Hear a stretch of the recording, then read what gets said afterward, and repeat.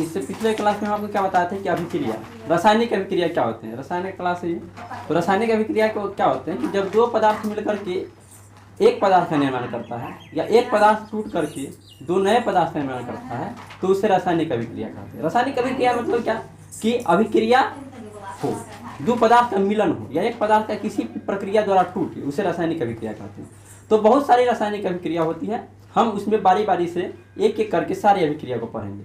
तो पहला हम पढ़ते हैं संयोजन और वियोजन। संयोजन अभिक्रिया क्या होते हैं और वियोजन अभिक्रिया क्या होती है। तो संयोजन अभिक्रिया क्या होता है, देखिए इसके नाम से ही पता चलता है कि संयोजन के मतलब संयोग, संयोग माने दो पदार्थ का जोड़ना। तो जब दो पदार्थ मिलकर के एक पदार्थ का निर्माण किया, दो पदार्थ मिलकर के एक पदार्थ का निर्माण करता है तो वह संयोजन अभिक्रिया कहलाती है। और वियोजन क्या होती है, वियोजन अभिक्रिया जब एक पदार्थ टूट करके दो पदार्थ का निर्माण करती है तब वह वियोजन अभिक्रिया कहलाती है। आपको प्रश्न भी रहेगा कि संयोजन अभिक्रिया को वियोजन अभिक्रिया के विपरीत क्यों कहा जाता है। अगर आपको ये प्रश्न दे दे कि संयोजन अभिक्रिया को वियोजन अभिक्रिया के विपरीत क्यों कहा जाता है तो आप क्या कहिएगा कि संयोजन अभिक्रिया में दो पदार्थ मिलकर एक नया पदार्थ बनता है। संयोजन में क्या होता है कि दो पदार्थ मिलकर एक नया पदार्थ बनता है, तथा वियोजन में क्या होता है एक बड़ा पदार्थ टूट करके दो पदार्थ का निर्माण होता है तो वह वियोजन कहलाता है। इसी प्रकार से संयोजन और वियोजन अभिक्रिया होगी। उससे आगे हम देखेंगे विस्थापन और द्विविस्थापन। विस्थापन को एकल विस्थापन भी कहते हैं। विस्थापन अभिक्रिया और द्विविस्थापन अभिक्रिया।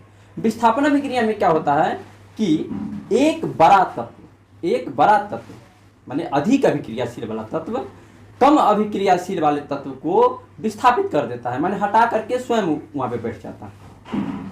और द्विविस्थापन में क्या होता है कि दो तत्व, दो यौगिक रहेगा, दो आपस में अभिक्रिया करेगा तो अपने आयनों का आदान प्रदान करेगा कि मतलब हम तुम्हारे जगह पे चले जाते हैं और तुम हमारे जगह पे चले जाते, तो ये होता है द्विविस्थापन। समझ गए। एकल विस्थापन क्या होता है कि एक अधिक अभिक्रियाशील वाला तत्व एक अधिक अभिक्रियाशील वाला तत्व कम अभिक्रियाशील वाले तत्व को विस्थापित कर देता है। और द्विविस्थापन में क्या होता है अपने आयनों का आदान प्रदान करता है।